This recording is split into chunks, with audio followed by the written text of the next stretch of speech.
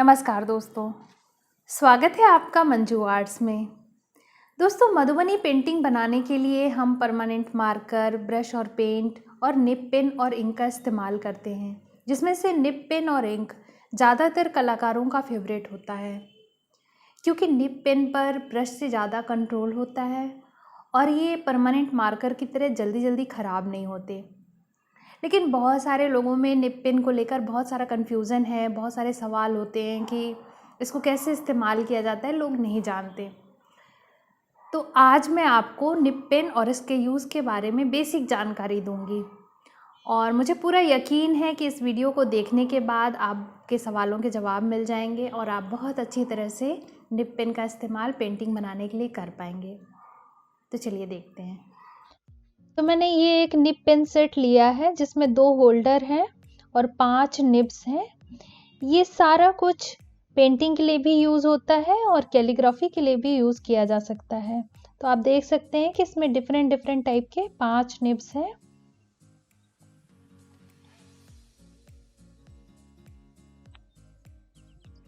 Nibs को hold करने के लिए इन होल्डर्स के अंदर स्पेस बना होता है दोस्तों, और उसमें आपको देखना पड़ेगा कि कौन सा निब कहाँ पे फिट होता है, किस होल्डर के अंदर, और आप उसको फिट कर सकते हैं। कई बार ये थोड़ा ढीला या टाइट भी हो सकता है, तो आपको किसी टूल की मदद लेनी पड़ सकती है इनको फिट करने के लिए। इस तरह से ये निब इसमें फिट हो जाते हैं और फिर हम इनको पेंटिंग के लिए यूज कर सकते हैं। बहुत सारे सेट आते हैं, 2 निब वाले, 3 निब वाले भी आते हैं। तो अगर आप ऑनलाइन सर्च करें और या फिर अपने पास के स्टेशनरी शॉप में देखें तो भी आपको अलग अलग तरह के निब पेन के सेट मिल जाएंगे जिनको आर्ट के लिए यूज किया जा सकता है। तो अब इसको हम यूज कैसे करते हैं? मधुबनी पेंटिंग बनाने के लिए इन पेन को यूज करने के लिए हमें जरूरत पड़ेगी इंक की। तो ब्लैक इंक आप बाजार से भी खरीद सकते हैं और अगर अच्छा सा कलर चाहिए तो उसे हमें घर पे बनाना चाहिए, वो बनाना मैं आपको सिखाऊंगी। तो ब्लैक इंक बनाने के लिए मैंने ये कटोरी में थोड़ा सा पानी लिया है और इसके अंदर मैं ब्लैक एक्रेलिक कलर मिक्स करूंगी। तो आपको पानी में अच्छी खासी मात्रा कलर की मिलानी है ताकि डार्क कलर बने।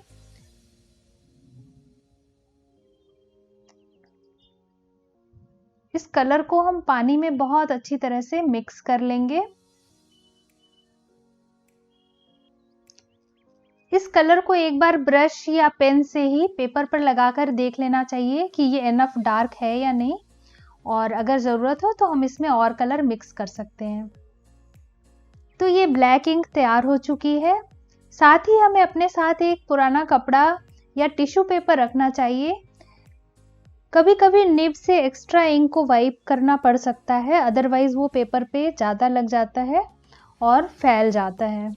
आपको इंक ऊपर तक नहीं भरना चाहिए, इतना होना चाहिए कि आपकी निब का कुछ हिस्सा उसमें डूब सके। हमें पूरी निब को डिप नहीं करना होता है, अदरवाइज ये बहुत ज़्यादा इंक ले लेगा और पेपर पे फैलेगा। तो अब हम इसे चलाकर देख लेते हैं कि हमारी निब कैसी चल रही है।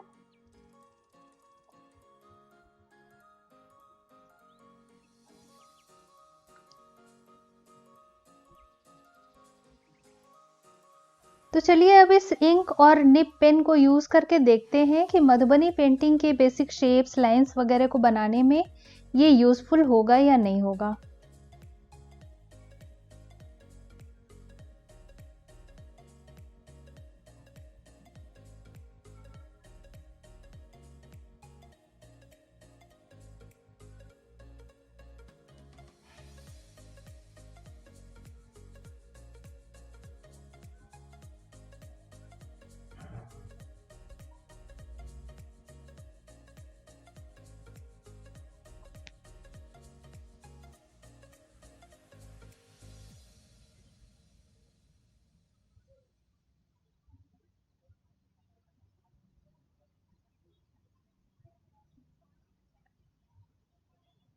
मेरा एक्सपीरियंस तो ये है दोस्तों कि ये पेन बहुत ही स्मूथली चलते हैं और ब्रश से ज़्यादा कंट्रोल में रहते हैं और हमें पतली फाइन लाइंस भी देते हैं। और आप देख सकते हैं कि मैं कर्व, सीधी लाइन, हर तरह से इसको यूज़ करके देख रही हूँ और ये सभी में बहुत आराम से चल रहा है। निप पेन को यूज़ करते समय बहुत ध्यान रखना चाहिए कि आपको इसको बहुत ज़्यादा प्रेस नहीं करना चाहिए, यानी कि बहुत दबा कर नहीं चलाना है, नहीं तो निब टूट जाती है।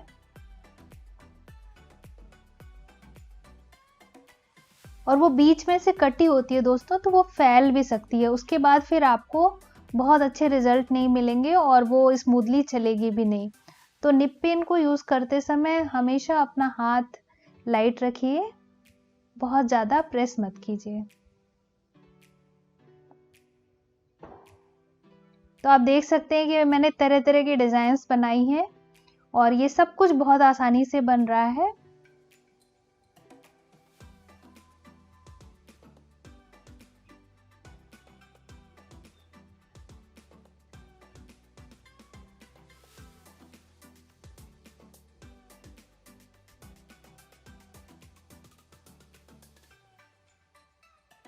तो दोस्तों आज हमने सीखा कि पेंटिंग करने के लिए निप पेन का इस्तेमाल कैसे कर सकते हैं और घर पर हम वाटरप्रूफ इंक कैसे बना सकते हैं।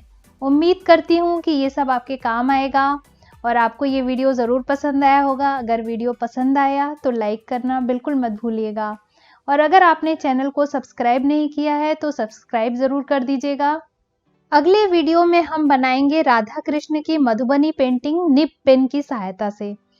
तो बहुत जल्दी लौटूंगी एक नए वीडियो के साथ। Till then bye.